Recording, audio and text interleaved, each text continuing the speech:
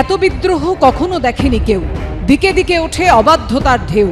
সুকান্ত ভট্টাচার্যর লেখা লাইনগুলো আজকের নেপালের ছবির প্রেক্ষিতে যেন বড়ই প্রাসঙ্গিক। দুদিনের আন্দোলন আস্ত একটা সরকারকে উপড়ে ফেলে দিয়েছে। নেপালের সীমান্তবর্তী পশ্চিমবঙ্গেও ওপারের আন্দোলনে রেশ এসে পড়েছে। সৌজন্যে ব্যারাকপুরের প্রাক্তন সাংসদ ও বিজেপি নেতা অর্জুন সিং।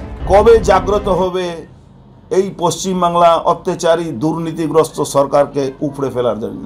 এটাই অপেক্ষা আছি আমরা। বিনা রক্ত ঝরিয়ে কোনো দুর্নীতিগ্রস্ত শাসক, কোনো দুর্নীতিগ্রস্ত শাসন ব্যবস্থা শেষ হয় না।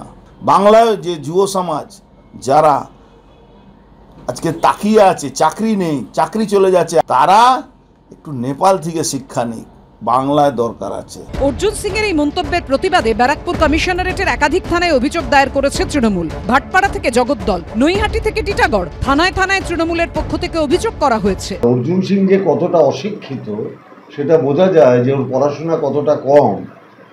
যে নেপাল একটা রাষ্ট্র, বাংলাদেশ একটা রাষ্ট্র, বাংলা কিন্তু পশ্চিমবাংলা কিন্তু একটা রাজ্য। আর মমতা ব্যানার্জির যদি কিছু হয় তাহলে অর্জুন সিংকে আমি অনুরোধ করব বিদেশের কোনো একটা জায়গা দেখে রাখতে। মমতা ব্যানার্জির কিছু হলে তৃণমূলের ছেলেরা, বাংলার মানুষ ছেড়ে দেবে না। উনি কোর্টে যাবেন। আপনি দেখলেন না রবীন্দ্রনাথ ঠাকুরের ছবি পোড়ানোর পরে তাকে গ্রেফতার করা হলো না, তাকে সাসপেন্ড করার পরে গ্রেফতার করা হলো।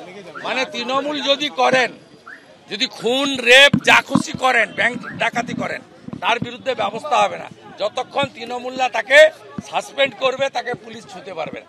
এক অদ্ভুত রাজ্য। দুর্নীতি বিরোধী আন্দোলনে নেপাল যখন উত্তাল, তখন অত্যন্ত ইঙ্গিতপূর্ণ এই পোস্ট করেন তৃণমূল বিধায়ক ও প্রাক্তন আইপিএস অফিসার হুমায়ুন কবির। ফেসবুকে তিনি লেখেন, কবে যে আমাদের দেশের তানাশাহিদের একই হাল হবে, দুর্নীতির শিরোমণিদের মুখোশ আর ফাইল খুলে যাবে। আর কবে, আর কবে? আপনারাও কি আমার মতো স্বপ্ন দেখেন? মানুষ ঠিক করবেন। তৃণমূল বিজেপির এই বাইনারি ভেঙে সমস্যা হচ্ছে, প্যারা টিচারদের মাইনে বাড়ছে না, মিড ডে মিলের কর্মীদের মাইনে বাড়ছে না, চাকরির ব্যবস্থা করতে হবে, কাজের ব্যবস্থা করতে হবে, এইটা এজেন্ডা হওয়া উচিত। বিতর্ক শুরু হতেই পোস্টের ব্যাখ্যা দিয়ে তৃণমূল বিধায়ক হুমায়ুন কবির লেখেন, আমি সমগ্র দেশের কথা বলতে চেয়েছি।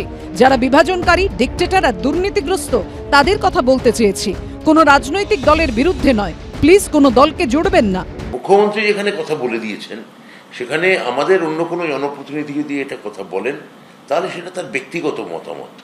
সেইখানে ব্যক্তিগত মতামত দিয়ে দলীয় মতামত, দলীয় প্ল্যাটফর্মে এসে ব্যক্তিগত মতামত নিয়ে আমরা কথা বলতে আমরা রাজি নই। সব মিলিয়ে গণ্ডকী নদীর পাড়ের উত্তাপ এখন গঙ্গা পাড়েও।